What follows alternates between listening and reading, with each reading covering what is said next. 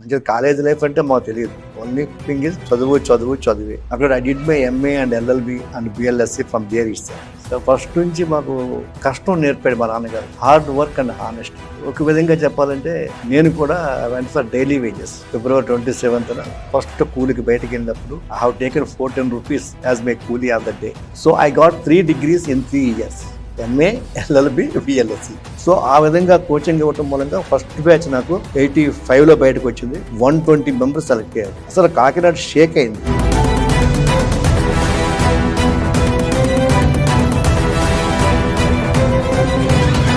కాకినాడ దగ్గర చిన్న ఊర్లో పుట్టిన ఒక వ్యక్తి. తండ్రి ఒక కూలీ. చిన్నప్పటి నుంచి చాలా కష్టాలు పడ్డాడు. తిను కూడా ఒక టైంలో కూలీ పని చేయాల్సి వచ్చింది. కానీ డిగ్రీ పూర్తయిన తర్వాత ఒక చిన్న కోచింగ్ సెంటర్ పెట్టుకొని 2024కి వచ్చేసరికి ఆ కోచింగ్ సెంటర్ని 180 acres క్యాంపస్గా మార్చుకొని ఒక యూనివర్సిటీ కింద కన్వర్ట్ చేశారు. This is the story of mister Seshareddy, the founder of Aditya university. Seshareddy garu, thank you so much వేటి న్యూస్కి వచ్చినందుకు. ఇలాంటి ఒక పర్సన్తో నేను కూర్చుంటాను అని అయితే అనుకోలేదు definitely. Okay, and me introduction ఏదైతే ఉందో జనరిక్గా అవసరం ఉండదు, బట్ దెన్ తెలుగు ప్రజలకు ఒక్కసారి మిమ్మల్ని మీరు ఇంట్రొడ్యూస్ చేసుకోవాలంటే ఎలా ఇంట్రొడ్యూస్ చేసుకుంటారు? నా పేరు శేషారెడ్డి. మా సర్నేమ్ నల్లమిల్లి. ఆ సర్నేమ్ మారిపోయింది ఇప్పుడు my name is Aditya Seshareddy. Okay, and మీ డెసిగ్నేషన్ జనాల కోసం అంతే. So no I'm the chancellor of Aditya university chancellor. All right. Founder, chairman of Aditya group of institutions. Okay, ఊరు సార్ ఎక్కడ పుట్టారు? మీ ఊరేంటి? నా సొంత ఊరు కుట్టుకూలు ఊరు అని చెప్పేసి అనపర్తి నియోజకవర్గంలో అక్కడ ఒక చిన్న పల్లెటూరు. మా ఫాదర్ వాజ్ ఏ కూలీ. Yes, okay, literally. సో ఆయన మమ్మల్ని కష్టపడి 5 పిల్లలు మేము. ఒక సెంట్ భూమి కూడా లేకుండా కష్టపడి పనిచేసి పెంచాడు ఆయన. ఒక విధంగా చెప్పాలంటే నేను కూడా వెంట్ ఫర్ డైలీ వేజెస్. నాకు ఎప్పటికీ గుర్తు, ఇంటర్మీడియట్ పరీక్షలు అయిపోయిన వెంటనే February 27th ఫస్ట్ కూలికి బయటకు వెళ్ళినప్పుడు I have taken 14 rupees as my కూలీ of the day. So first నుంచి మాకు కష్టం నేర్పాడు మా నాన్నగారు. Hard work and honesty. ఎలా నేర్పాడంటే ఎర్లీ మార్నింగ్ పొద్దుట 5 గంటలకు మమ్మల్ని నిద్ర లేపి పొలం తీసుకెళ్ళేవాడు. పొలం తీసుకెళ్ళి అక్కడ పచ్చగడ్డి కోసేసి మోపు నెత్తి మీద పెట్టి పంపించేవాడు. ఆ గడ్డి మోపు పడేసేసి ఇంటికి వచ్చి స్నానం చేసి స్కూల్కి వెళ్ళేవాళ్ళం. మరలా ఆదివారం ఈవినింగ్ వచ్చిన వెంటనే గేదెలు ఉంటాయి కదా, మీకు తెలిసే ఉంటుంది, ఆ గేదెలను తోలుకెళ్ళి కాలంలోకి వెళ్ళి కడుక్కు రావాలి. సో అలాగే ఆదివారం వస్తే తప్పనిసరిగా పొలం పోయి ఈ 1 week వేసిన పేడ ఉంటుంది, అదంతా పేడ అన్ని చేసి 1 week చేసి వచ్చేవాడు. ఆ విధంగా కష్టపడుతూ నేర్పాడు నాకు ఆ మహానుభావుడు. ఆ కష్టమే ఈరోజు నన్ను ఈ స్థితికి తీసుకొచ్చింది. So going back in time sir, ఒక్కసారి మీ ఎడ్యుకేషన్ ఆ ఫేజ్ ఎట్లా ఉండింది? And second, not well to do family, definitely మీరు చెప్తున్న దాన్ని బట్టి కష్టపడ్డారు అని చెప్పి మీరే అంటున్నారు. కాలేజ్ లైఫ్ కానీ లేకపోతే స్కూల్ లైఫ్ కానీ ఇదంతా ఎట్లా ఉండేది, ఎలా ఉండేది? నేను చదువుకున్నది మా own village up to 10th class వరకు. Intermediate Ramachandrapuram 12 kilometers. Everyday cycle వేసుకుని 12 kilometers వెళ్ళి ఇంటర్మీడియట్ వెళ్ళి అక్కడ చదువుకుని వచ్చేది ఒక క్యారేజీ పెట్టుకుని ఆ క్యారేజీలో అక్కడ భోజనం చేసి మధ్యాహ్నం మళ్ళీ సాయంత్రం అక్కడి నుంచి వచ్చేవాళ్ళం. మంచిగా కాలేజ్ లైఫ్ అంటే మాకు తెలియదు. ఓన్లీ థింగ్ ఇస్ చదివే. సో ఇంటర్మీడియట్, డిగ్రీ కూడా అక్కడే చదివాం, అదే విఎస్ఎం కాలేజీ రామచంద్రపురం. ఆ తర్వాత I went to Jabalpur, Madhya Pradesh. అక్కడ I did my MA and LLB and BLSc from there itself. Okay, 3 కోర్సులు అక్కడే చేశాను. ఈ ట్రాన్సిషన్ ఎట్లా అయింది? అంటే రామచంద్రపురము ఇక్కడ నుంచి సడన్ గా జబల్పూర్కి వెళ్ళడము, ఈ ట్రాన్సిషన్ అంటే అలా కాదు. అక్కడ నాది బిఏ పొలిటికల్ సైన్స్. నేను చదివింది BA political science, but I want to do MA economics. So మన ఆంధ్ర యూనివర్సిటీలో ఎంఏ ఎకనామిక్స్ ఎవరు పొలిటికల్ సైన్స్ వాళ్ళకి.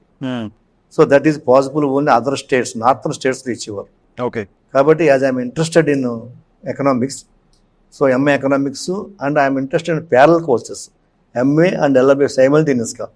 నైట్ ఒక కాలేజీ, మార్నింగ్ ఒక కాలేజీ. సో మార్నింగ్ ఏమో ఎంఏ, ఈవినింగ్ ఏమో law college, night time. 2 years అయిపోయేటప్పటికి MA అయిపోయింది, లాస్ట్ 2 years అయింది.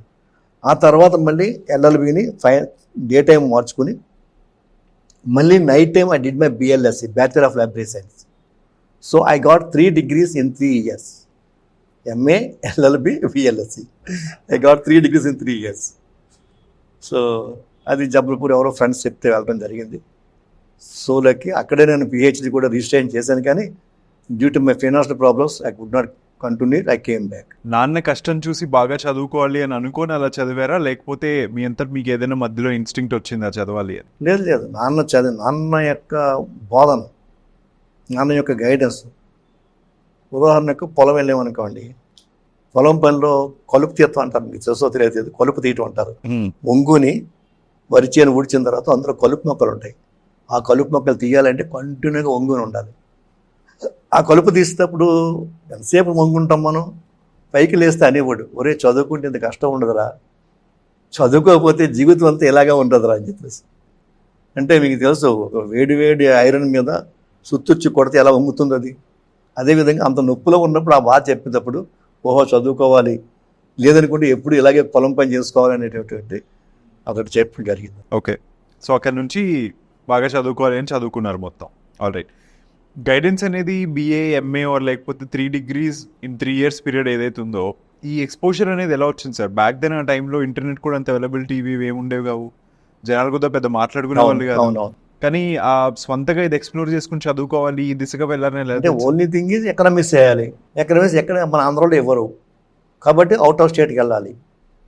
So out of state try చేసుకుంటే విభూష ఇవన్నీ వెళ్ళాము.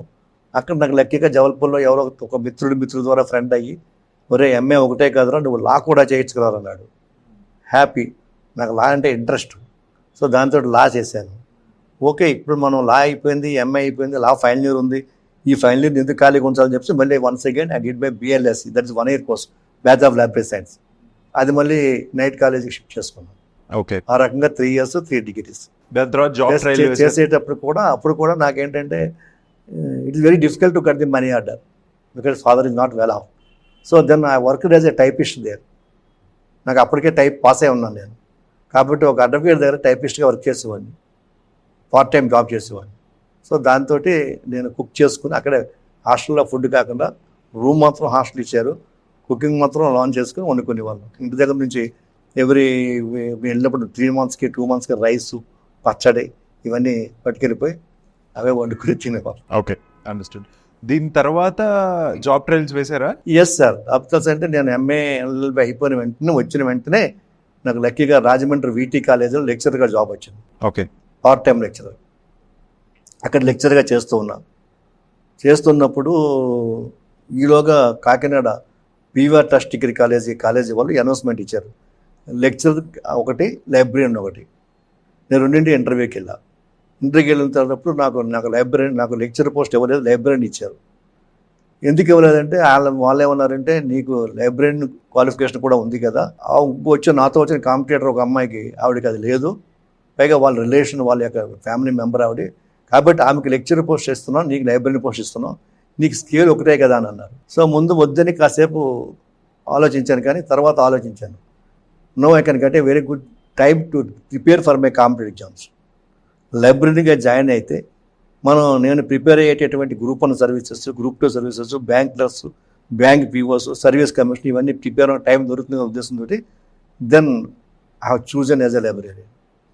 ఐ జాయిన్ 1980లో జాయిన్ అయ్యా. 80 నుంచి 84 వరకు నేను కాలేజీలో జాబ్ చేస్తూ use to prepare for the exams. 84లో చిన్న క్లాష్ వచ్చింది మా కాలేజీ వర్కింగ్లో. ఆ టైంలో I decided why can't I start my own institute. రెండోది, అప్పటికి ఈ గ్రూప్ 1, గ్రూప్ 2 సర్వీసెస్లో ఒకసారి ఇంటర్వ్యూ వరకు వెళ్ళాను, బ్యాంక్ పోస్టులకి ఇంటర్వ్యూ వరకు వెళ్ళాను, బట్ ఒకసారి కూడా నేను సెలెక్ట్ కాలే, అన్నిసార్లు నేను రిజెక్ట్ అయ్యాను. సో అప్పుడు నాకు వచ్చిన అనుభవం వచ్చిందంటే, ఓకే మనం ఫెయిల్ అవ్వచ్చు, కారణం నాకు తెలుసు, because total I studied in Telugu medium, I can't speak a sentence in English. So రేపు పొద్దున ఇంటర్వ్యూకి వెళ్ళిన ఇదే జరుగుతుంది. So English communication skills importance గ్రహించి, సో ఇది మనం పిల్లలకి ఇస్తే బాగుంటుంది అనే ఉద్దేశంతో then why can't I start my own institute.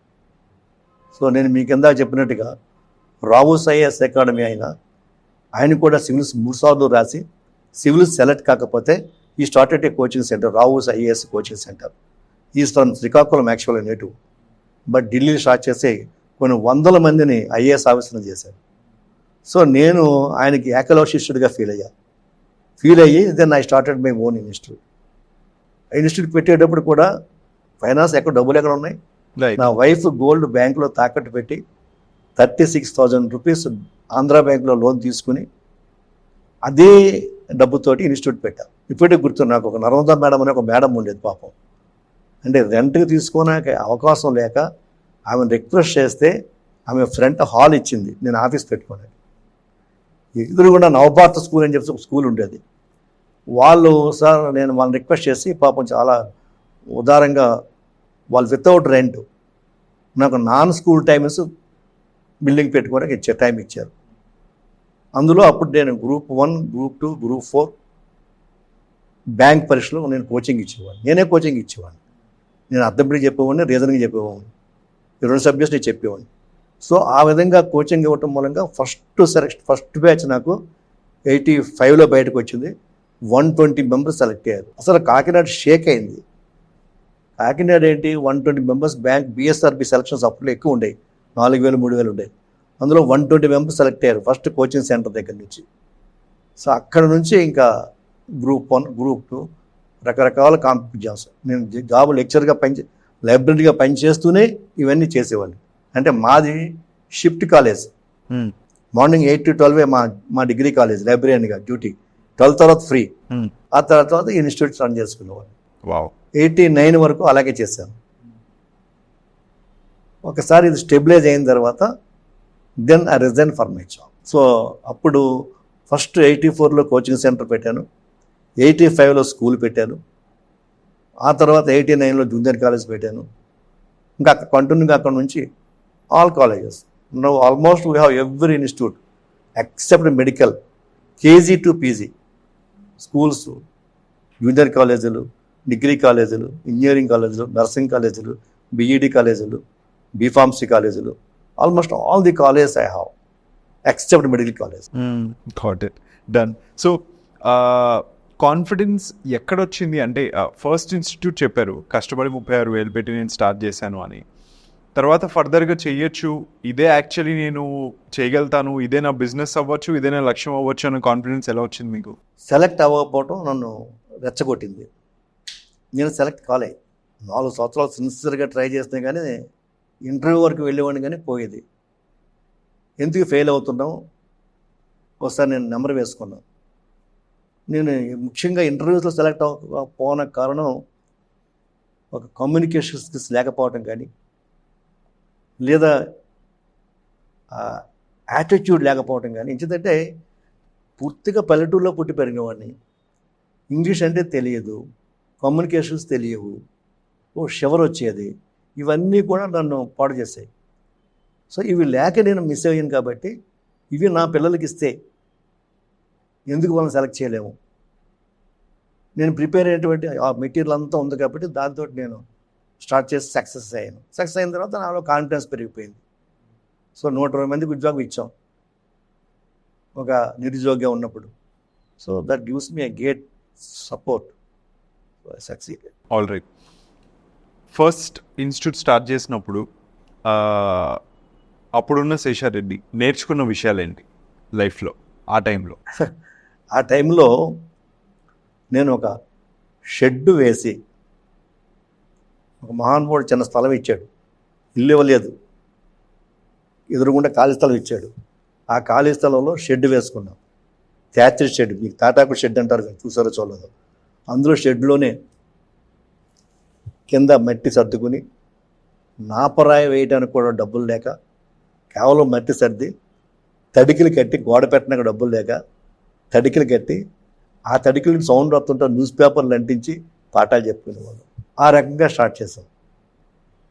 So ఆ రకంగా నెమ్మదిగా అద్దె బిల్డింగ్ తీసుకుంటూ స్టార్ట్ చేయడం జరిగింది.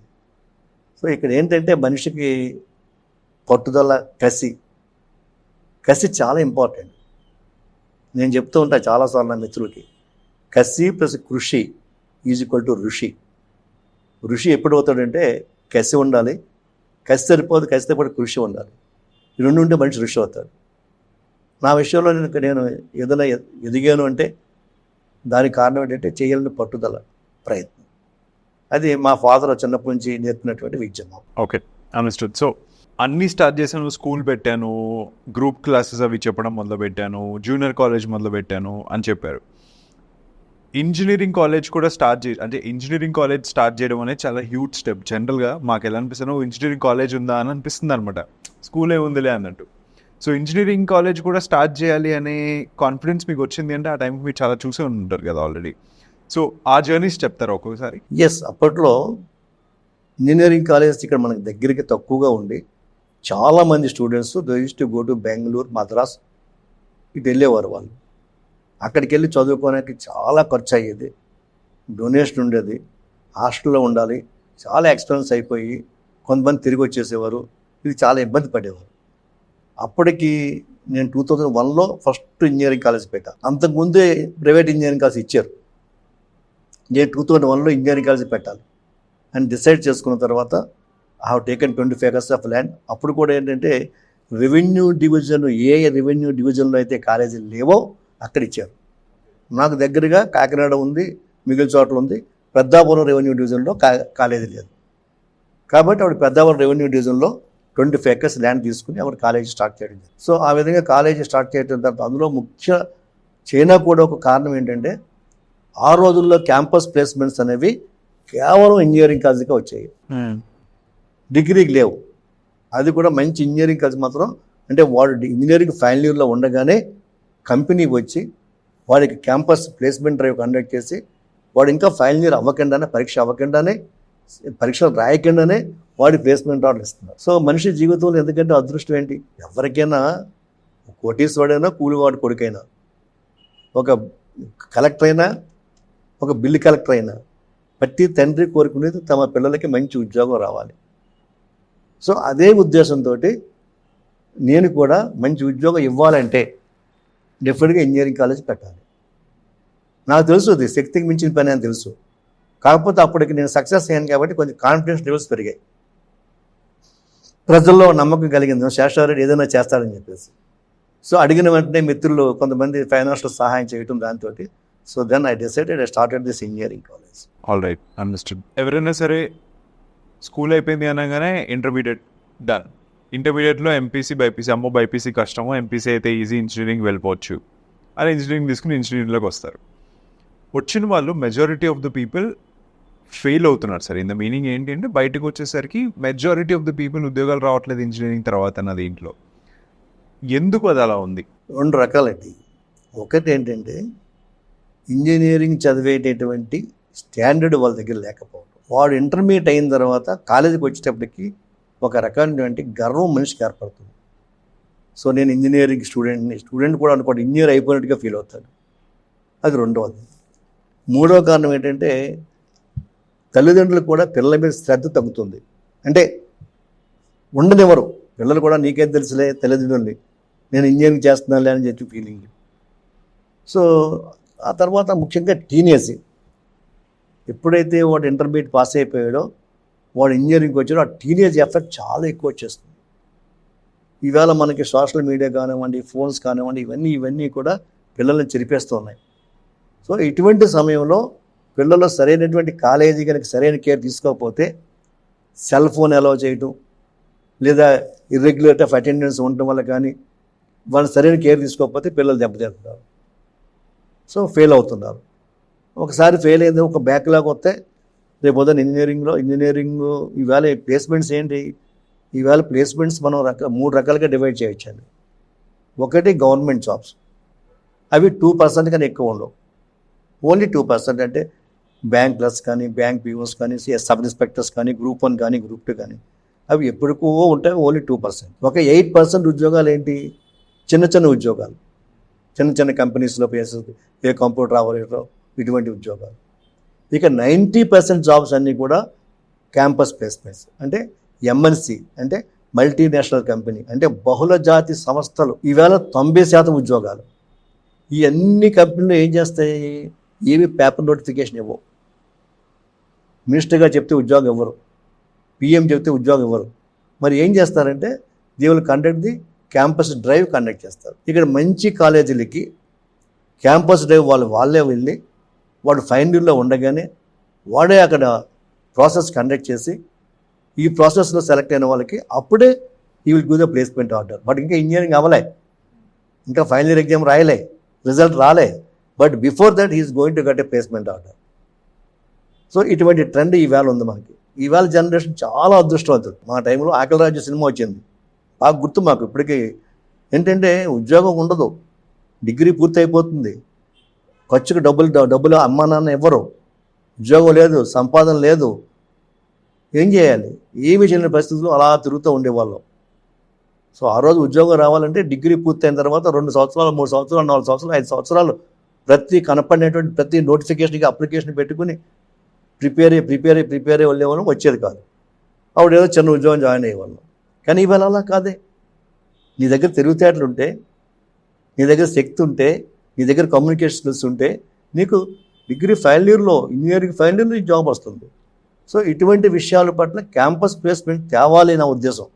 ఆ రోజు ఇంజనీరింగ్ నేను చేయటంలో కూడా ఉద్దేశం ఏంటంటే, ఎస్, నా విద్యార్థి డిగ్రీ ఇచ్చి చేతితో పంపకూడదు, ఒక చేతితో డిగ్రీ సర్టిఫికెట్, మరొక చేతితో ప్లేస్మెంట్ ఆఫరు, రెండూ పట్టుకెళ్ళే విధంగా మనం ఇంజనీరింగ్ కాలేజ్ రెడీ చేయాలనే ఉద్దేశంతో నేను ఇంజనీరింగ్ కాలేజ్ స్టార్ట్ చేశాను. So that I'm very successful. Okay. ఈ సంవత్సరం కూడా మొన్న కూడా 39 lakhs 36 lakhs 25 lakhs తోటి ఎంతోమందికి జాబ్స్ వచ్చాయి ఫైనల్ ఇయర్లో. సో అది ఇంజనీరింగ్ కాలేజీ. నేను అప్పటికి డిగ్రీ కాలేజ్ స్టార్ట్ చేశాను. డిగ్రీ కాలేజీ క్యాంపస్ ప్లేస్మెంట్ వచ్చాయి కాదు, only engineering college campus placements వచ్చాయి. నాలో చాలా బాధ, ఆవేదన ఉంది. వాడు ఇంటర్మీడియట్ పాస్ అయ్యాడు, వీడు ఇంటర్మీడియట్ పాస్ అయ్యాడు, వాడు కంప్యూటర్ సైన్స్ చదివాడు, వీడు కంప్యూటర్ సైన్స్ చదువుతున్నాడు. బట్ ఇంజనీరింగ్ స్టూడెంట్కే క్యాంపస్ ప్లేస్మెంట్ ఎందుకు ఇవ్వాలి? Why not for degree students?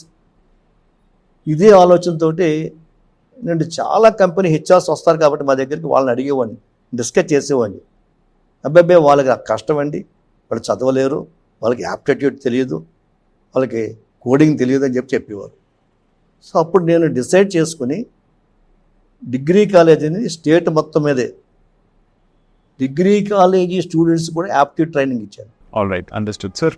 ఇందాక మీరు చెప్పిన బ్రేకప్లో ఒక 2% ఏమో ఈ గవర్నమెంట్ జాబ్స్కి ప్రిపేర్ అవుతారు, 8% చిన్న కంపెనీలు, మిగతా వాళ్ళందరూ 90% వచ్చేసారు అని చెప్పి. కాలేజ్ నుంచి బయటకు వచ్చి ఈ 2% ఆఫ్ ద జాబ్స్ కోసం విచ్ ఆర్ గవర్నమెంట్, దీనికి ఏళ్ళు కష్టపడి రాక నోటిఫికేషన్లు పడగా ఉండిపోయే వాళ్ళు కరెక్ట్ ప్రాసెస్లోనే వెళ్తున్నారా, లేకపోతే వాళ్ళు ఎలా ఆలోచించాలి? ఇది is a very good question అండి. ఇది యాక్చువల్గా మేము ఏం చేస్తామంటే, ఇందాక మీకు చెప్పాను, even any railway service commission, staff selection commission or BSRB, ఇవన్నీ ఎగ్జామ్స్ కూడా యాప్టిట్యూడ్ ఆధారపడి ఉంటాయి. సో మేము ఎప్పుడైతే ఇక్కడ యాప్టిట్యూడ్ కోచింగ్ ఇస్తున్నామో ఆటోమేటిక్గా వాళ్ళకి తెలిసిపోతుంది, yes I'm fit for a government post అని చెప్పేసి వాళ్ళేమో దీనికి వెళ్తున్నారు, ట్రై చేస్తున్నారు. కొంతమంది ఏంటంటే ఆ రిస్క్ ఎందుకని చెప్పేసి హ్యాపీగా జాయిన్ అవుతున్నారు. నా స్టూడెంట్స్ చాలామంది గ్రూప్ 1 సెలెక్ట్ అయ్యారు, చాలామంది బ్యాంక్ ఆఫీసర్ సెలెక్ట్ అయ్యారు. ఇంచేది ఆ ఫౌండేషన్ మనం ఇస్తున్నాం కాబట్టి. కానీ దానివల్ల ఏంటంటే మీరు చెప్పిన దాంట్లో ఒక 10% సెలెక్ట్ అవుతారు, మిగిలిన 90% వాళ్ళకి గవర్నమెంట్ జాబ్స్ రాక చాలా ఇబ్బంది పడిపోతున్నారు. అప్పుడు ఈ సబ్జెక్ట్ వచ్చిపోతున్నారు. ఈ జనరేషన్ చాలా అదృష్టవంతులు అని చెప్తాను. ఇంచేతంటే వాడికి డిగ్రీలో వాడికి ఇంకా 21 years రాకుండా జాబ్ వచ్చేస్తుంది వాడికి. కానీ అట్ ది సేమ్ టైం వాడు కనుక జాబ్ రాకుండా బయటికి వెళ్ళిపోతే, క్యాంపస్ దాటితే బయటికి వెళ్ళిపోతే వాడి పరిస్థితి ఏంటి తెలుసా అండి? Fish out of the water. అలాగే ఇప్పుడు డిగ్రీ స్టూడెంట్ కూడా, ఇంజనీరింగ్ స్టూడెంట్ కూడా వాడు ఫైనల్ ఇయర్లో ఉండగా క్యాంపస్ ప్లేస్మెంట్ తెచ్చుకుంటేనే వాడు ఉద్యోగం వచ్చినట్టు. క్యాంపస్ ప్లేస్మెంట్ రాకుండా వాడు డిగ్రీ పాస్ అయిపోయి బయటికి వెళ్ళిపోతే వాడి జీవితంలో మరో కంపెనీ ద్వారా క్యాంపస్ ప్లేస్మెంట్ ఎంఎన్సీలో సెలెక్ట్ కాలేడు, unless otherwise you can do again PG చేయకపోతే తప్పిస్తాయి.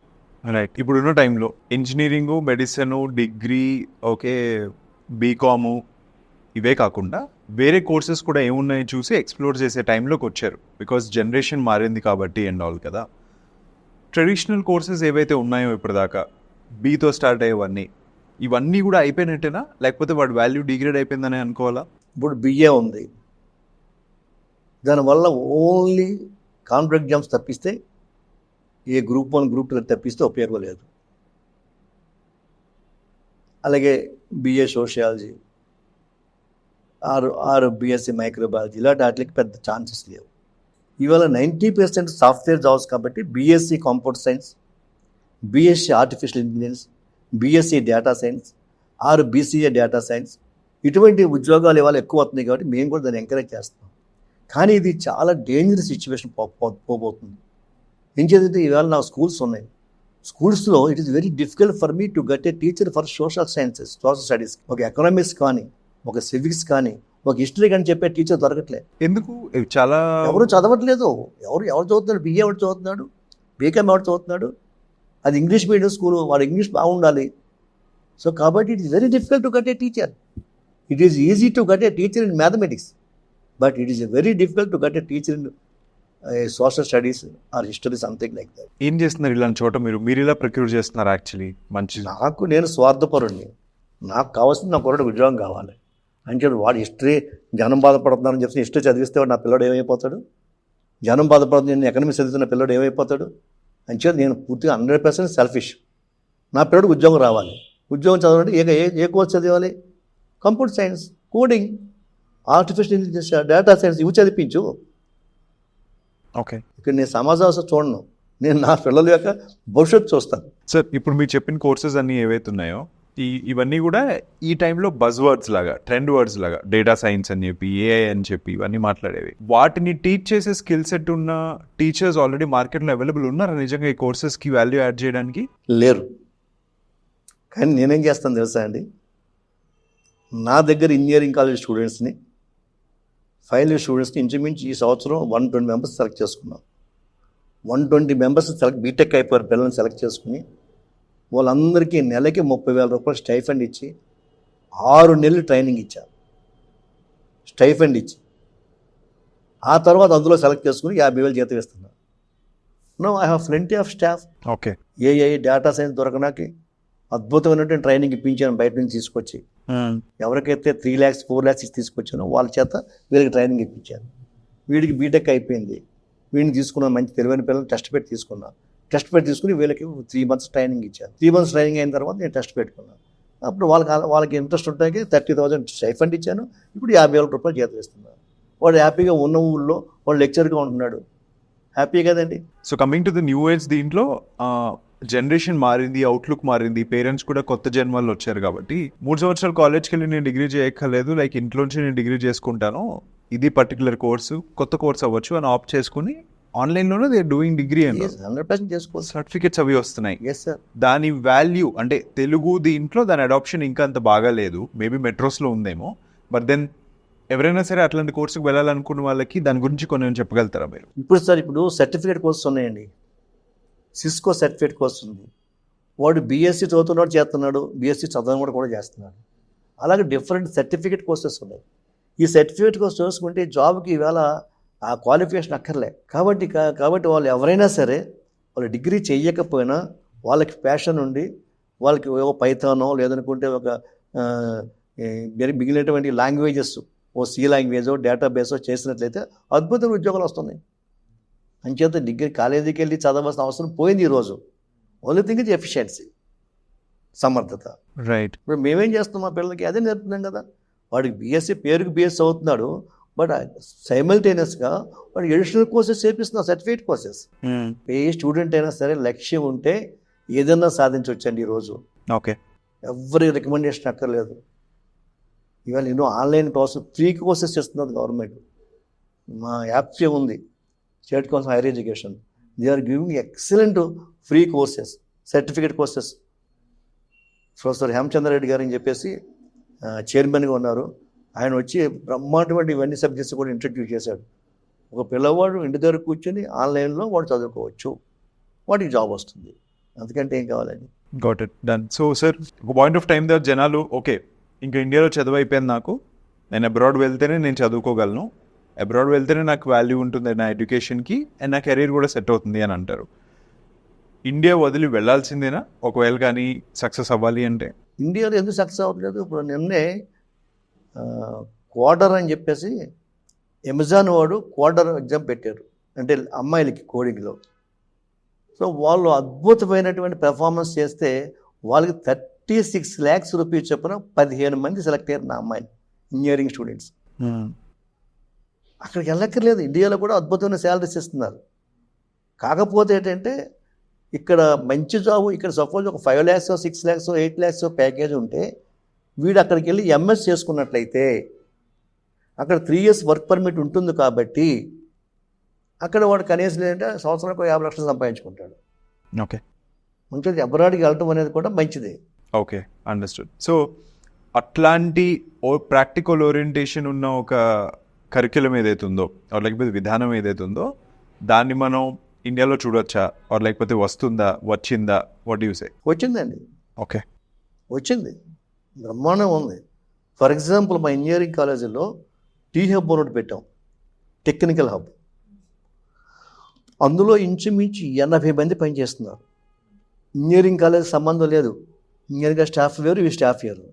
ఈ 80 మంది కూడా ఆల్రెడీ దే వర్క్డ్ ఇన్ కంపెనీస్లో పనిచేసి, సాఫ్ట్వేర్ కంపెనీస్లో పనిచేసి అటువంటి వాళ్ళని తీసుకొస్తున్నాం. తీసుకొచ్చి వాడు ఇంజనీరింగ్ ఫస్ట్ ఇయర్ జాయిన్ వెంటనే ఈ టీ-హబ్లో, ఈ టెక్నికల్ హబ్లో అద్భుతమైన కోర్సులు, ఇటువంటి కోర్సెస్ కోడింగ్ మీద అద్భుతమైన కోర్సులు చేపించేస్తున్నాక వాళ్ళకి అద్భుతమైన శాలరీస్ వస్తున్నాయి. కాబట్టి వీఆర్ నోవేర్ ఇన్ఫీరియర్.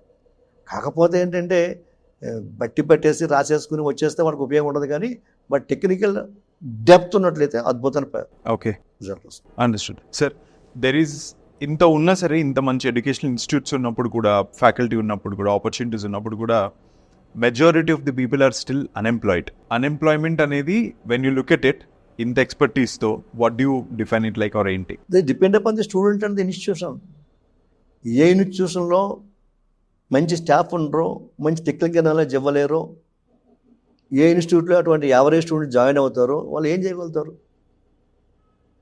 ఇంకా ఫ్రాంక్గా చెప్పాలంటే గవర్నమెంట్ ఎక్కడైతే ఫీజు రీఇంబర్స్మెంట్ పెట్టి వాడికి ఎంసెట్లో ర్యాంక్ రాకపోయినా వాడు ఇక్కడికి వచ్చి జాయిన్ అయ్యి వాడికి ఇంట్రెస్ట్ లేకుండా వాడు ఇంజనీరింగ్ పాస్ అయిపోతే రేపు పొద్దున బయటికి వెళ్ళి ఏం చేస్తున్నాడు?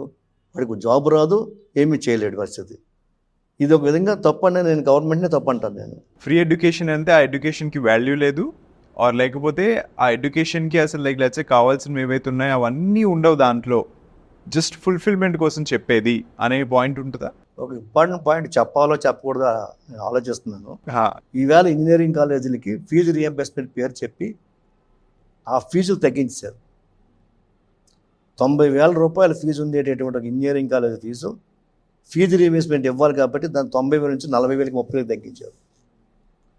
30,000 రూపాయలతో ఇంజనీరింగ్ కాలేజీ మనం మంచి టీచర్ని అపాయింట్ చేయగలమా? ఒక మంచి డాక్టరేట్ని అపాయింట్ చేయగలమా? ఒక సమర్థుని అపాయింట్ చేయగలమా? ఎప్పుడైతే మనకి సమర్థమైన టీచర్ని అపాయింట్ చేయలేమో, ఇంచేత చేయలేకపోతున్నాం, we are getting the very lowest. 30,000 రూపాయలు ఏంటంటే ఎల్కేజీ ఫీజు ఏమో 1,00,000 రూపాయలు ఉంది, ఇక్కడేమో ఇంజనీరింగ్ కాలేజ్ ఫీజు 30,000 రూపాయలు. ఎక్కడ చేయగలం దానికి? సో ఎప్పుడైతే మీకు మంచి శాలరీస్ ఇవ్వలేకపోతున్నామో మంచి స్టాఫ్ రారు. మంచి స్టాఫ్ రాకపోతే బాగా ఎలా చెప్పగలరు? నేను పిల్లవాడు నష్టపోతున్నాడు, దేశం నష్టపోతుంది. సో ఈ విషయంలో మాత్రం మరి గవర్నమెంట్లు మారుతూ ఉన్నాయి. మనకి ఏమైందంటే మనకి ఉన్నటువంటి దురదృష్టం ఏంటంటే a politician always thinks about next election. A politician, a statesmen thinks about next generation. ఇప్పుడు మనకు ఉన్న వాళ్ళు 90% పొలిటీషియన్స్ అంతే, because they want to elect next time. కాబట్టి అన్నీ free free free free free free. అదే స్టేట్స్మెన్ అయితే నెక్స్ట్ జనరేషన్ బాగుండని ఆలోచిస్తాడు. అది మనం ఆలోచించట్లే ఇవాళ. ఎందుకంటే ఎక్కువ డెప్త్కి వెళ్ళవద్దు. Got it. To all the unemployed youth, బయటకు వచ్చారు, సంవత్సరాలు అయిపోయి గవర్నమెంట్ జాబ్స్ కోసం ప్రిపేర్ అయ్యారు, నోటిఫికేషన్స్ రాలేదు, వచ్చాయి, సెలెక్ట్ అవ్వలేదు, కాలేజ్ నుంచి బయటకు వచ్చిన ఉద్యోగాలు లేవు. వీళ్ళందరూ వేరే వేరే కోర్సెస్ చేసినా ఎక్కడో చోటకు వెళ్ళిపోదామని ఏదో ఒక విన్న కోర్సు, ఏదో ఒక తెలిసిన కోర్సు, వాడు చేశాడని ఇంకో కోర్సు ఇట్లాంటివి చేస్తారు కదా, ఉండిపోతారు. కానీ అట్లాగా లేదు, సక్సెస్ అవుతున్నారు, సక్సెస్ అయ్యే వాళ్ళు ఉన్నారు అందులో. అసలు సక్సెస్కి ఈవేళ అసలు బోలంత ఆకాశం వద్దండి. ఎంతైనా సక్సెస్ అవ్వచ్చు, వాడికి ఆ పట్టుదల ఉండాలి అంతే. అది పిల్లవాడు తప్పే కానీ మరి ఎవరిది కాదు, సమాజానికి కాదు. ఓకే, ఆ పిల్లవాడు కష్టపడితే ఎందుకు రాదండి? ఇవాళ జావా నేర్చుకోమని చెప్పండి, పైథాన్ నేర్చుకోమని చెప్పండి, ఎందుకు జాబ్స్ రావట్లేదు? ఓకే. అసలు ఈవేళ క్వాలిఫికేషన్ ఎవరు చూడట్లేదే. ఈవెన్ నేను కూడా చూడండి, I don't bother about the qualification of the candidate. నాకు లెక్చరర్గా కావాలనుకుంటే వాడికి ఎంత ఎఫిషియన్సీ ఉంది చూస్తాను. వాడు బీటెక్, ఎంటెక్, గ్రాడ్యుయేట్, డాక్టరేట్ అవసరం లేదు నాకు. Whether is the efficiency of the teaching, ఆ సబ్జెక్ట్ ఉంటే డెఫినెట్గా తీసుకుంటాను నేను. Got it. ఇప్పుడు ఒకవేళ కానీ ఒక మిడిల్ లెవెల్ కంపెనీ 8% మీరు చెప్పింది ఉంది కదా చిన్న ఉద్యోగం, సో 8%లోకి వెళ్ళి చేసే వాళ్ళది చిన్న ఉద్యోగం అన్నట్టు చూస్తారు. But let's say full fledged కాకుండా పని నేర్చుకుంటున్నాడు, హ్యాపీగా ఉన్నాడు, ఇదిగా ఉంటుంది. ఇంకోటి పెద్ద ఉద్యోగం ఎంఎన్సి, ఓకేనా? దీంట్లోకి వెళ్తే లైఫ్ అన్నట్టే ఉన్నట్టు, దీంట్లోకి వెళ్తేనే లైఫ్ చాలా బాగా ఉన్నట్టు అనేది ఒక వర్షన్ ఉంటుంది కదా బయట. What do say about that? ఇందులో చెప్పడానికి నిజమే, వాస్తవం అది. వాడు 10,000 రూపాయలు 15,000 రూపాయలతో ఉద్యోగం చేయాలంటే కనీసం ఒక అపార్ట్మెంట్ తీసుకోవాలి కదా, కనీసం ఫ్యామిలీ బతకాలి కదా, పిల్లలు చదివించుకోవాలి కదా. ఈ 10,000 రూపాయలతో 10,000తో ఏం చేయగలడు వాడు? ఓకే. అదే మరి ఇంకొక 30,000, 40,000, 50,000 ఉద్యోగం వెళ్ళేవాడు, వాడు హ్యాపీగా వాళ్ళ ఫ్యామిలీ బాగుంటుంది కదా. అదే చెప్తాం మేము, ఎప్పుడు చెప్పినా అదే చెప్తాం.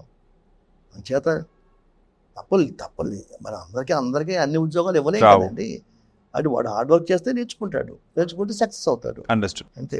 మీకు ఒకవేళ కానీ కరిక్యులమ్స్ని, కోర్సెస్ని డిజైన్ చేసే ఆపర్చునిటీ వస్తే what is the first thing that you will change for majority of the students to succeed? సరే, it is ever changing society ఎప్పుడు చేంజ్ అయ్యేది. వరకు మనం ఏ మాట విన్నామా? వినలేదు. ఒక 5 years బ్యాక్, 6 years బ్యాక్ ఏఏ అంటే తెలియదు. ఈవేళ నా కాలేజీలో మొత్తం అన్ని ఏఏ కోర్సులే, బీఎస్సీ ఏఏ, బీసీఏ ఏఏ. డేటా సైన్స్ మనం విన్నామా? మనం ముందు ఒక 10 years బ్యాక్, ఇప్పుడు అంతా బీఎస్సీ డేటా సైన్సే, అలాగే క్లౌడ్ కంప్యూటింగ్. కాబట్టి సొసైటీ చేంజ్ అవుతుంది, కాబట్టి సొసైటీ చేంజ్ ప్రకారం కరికులం మార్చగలగాలి. దట్స్ వై ప్రైవేట్ యూనివర్సిటీ వారు సక్సెస్. ప్రైవేట్ యూనివర్సిటీ ఎందుకు సక్సెస్ అవుతుంది అంటే they will take immediate decision. Okay. For example this year I got the university, so Aditya university మాకు వచ్చింది. So I implemented all the new courses. పాత కోర్సులు మొత్తం తీసేసాము, అన్ని కొత్త కోర్సులే పెట్టాము, వాళ్ళకి ట్రైనింగ్ ఇస్తున్నాము టెక్నికల్గాను. They are getting jobs. So మనకి జనరల్గా యూనివర్సిటీలో, గవర్నమెంట్ యూనివర్సిటీలో అంత త్వరగా సిలబస్ చేంజ్ చేయడానికి ఇష్టపడరు, కాబట్టి వాళ్ళు నష్టపోతూ ఉన్నారు. ఇప్పుడు మెకానికల్ ఉందండి, మెకానికల్ కూడా జాబ్స్ వస్తున్నాయి. ఎప్పుడది మీరు ఆ మెకానికల్ ప్లస్ కంప్యూటర్ రెండు కలిపి మిక్స్ చేసి చెప్పగలిగితే డెఫినెట్గా దే ఆర్ సక్సెస్ఫుల్. పేరెంట్స్ అనుకుంటారు ఎడ్యుకేషన్ ఇన్స్టిట్యూట్స్ అనగానే it is basically money making business అంతే అన్నది కదా. వాళ్ళ వే ఆఫ్ అవుట్లుక్ ఎలా ఉండాలి సార్? ఒకవేళ కానీ మీ యూనివర్సిటీలో ఎవరైనా కోర్స్కి వస్తే ఇది పర్టికులర్ అమౌంట్ అని మీరు చెప్తారు, ఇది చాలా ఎక్కువ అండి అని చెప్పి వాళ్ళు పర్సీవ్ అయిపోయి అక్కడ ఎక్కువ అండి అని చెప్పి బయటకు వచ్చి కూడా చెప్పేస్తారు నలుగురికి. అలాంటి వాళ్ళు ఎలా ఆలోచించాలి generally? What do you say to them? వాళ్ళు ఏం తల్లిదండ్రులు అమాయకులు ఏం కాదు. వాళ్ళు కూడా ఈ కాలేజీలో ఎన్ని కంపెనీస్ వచ్చాయి, ఈ కాలేజీకి లాస్ట్ ఇయర్ ఎంతమంది ప్లేస్మెంట్ అయ్యారు, ఈ కాలేజీలో ఫ్యాకల్టీ ఎలా ఉంది, ఈ కాలేజీ డిసిప్లిన్ ఎలా ఉంది, ఇవన్నీ చూసే జాయిన్ చేస్తారు. ఎక్కువ తక్కువ కూడా చూడరు. ఓకే. ఈ 4 చాలా ఇంపార్టెంట్. ప్లేస్మెంట్ ఇంపార్టెంట్ మనకి, అంటే కంపెనీస్ తీసుకురావాలి, వానికి మంచి ఫ్యాకల్టీ అవసరము, మంచి ల్యాబ్స్ అవసరము. ఇవన్నీ ఉన్నప్పుడు ఆటోమేటిక్గా ఉద్యోగం వస్తే ఏముందండి వాడికి? వాడు మహా అయితే ఏముంది, ఒక 2 లక్షల రూపాయలు ఫీజు కట్టినా కానీ 4 years 4 lakhs కడితే కానీ వాడికి ఫైనల్ ఇయర్లో ఉద్యోగం వచ్చి 30 లక్షల జీతం వస్తుంటే వాడికి ఇంకెంతకంటే ఏం కావాలి? Before we close sir, further plans for Aditya university ఏంటి? బికాజ్ మీరు ఒక ఇన్స్టిట్యూట్తో స్టార్ట్ చేసి ఒక 4 డిఫరెంట్ కాలేజెస్ స్టార్ట్ చేసి దెన్ ఇంజనీరింగ్ దానికి వచ్చి now you have KG to everything అయిపోయింది. It's a university now overall. Further plans ఏంటి ఆలోచిస్తున్నారు? Yes, we're going for another university that's deemed to be university. Okay. This is a state university. Aditya university is a state university. Now we are going to plan for a deemed to be university under distance education category కింద ఇంకో university start చేయబోతున్నాం త్వరలోను. అందులో main management courses పెట్టాలని చెప్పేసి, management courses. Okay. So అటువంటి కోర్సులతో university పెట్టాలని చెప్పేసి, so Visakhapatnam, Kakinada, Rajahmundry complex university కింద పెట్టడానికి ప్రయత్నం చేస్తున్నాం. I think we may start it with in 1 year. Okay, understood. Last question before we close.